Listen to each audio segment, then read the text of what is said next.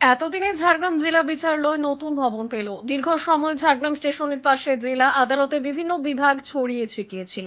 ফলে বিচার প্রার্থীদের সমস্যার মুখে পড়তে হতো। অপরদিকে আইনজীবী ও বিচার বিভাগের কর্মীদেরও চরম সমস্যা হতো। এবার ওই চত্বরে সুসজ্জিত নতুন বহুতল নির্মাণ হয়েছে। ঝাড়গ্রাম জেলা বিচারালয়ের এই নতুন ভবনে মোট 18টি এজলাস বসার ব্যবস্থা হয়েছে। তবে জানা যাচ্ছে আপাতত 8টি এজলাস চালু হবে। নতুন এই ভবনে আলাদা করে জেলা বিচারকের এজলাস যেমন থাকছে, তেমনি সিজেএম, এসিজেএম, প্রথম অতিরিক্ত দায়রা আদালত বসবে। আইনজীবীদের জন্য দুটি পৃথক চেম্বার থাকছে। বহুতল এই ভবনে 7টি লিফট আছে। বার অ্যাসোসিয়েশনের দুটি পৃথক ঘর থাকছে।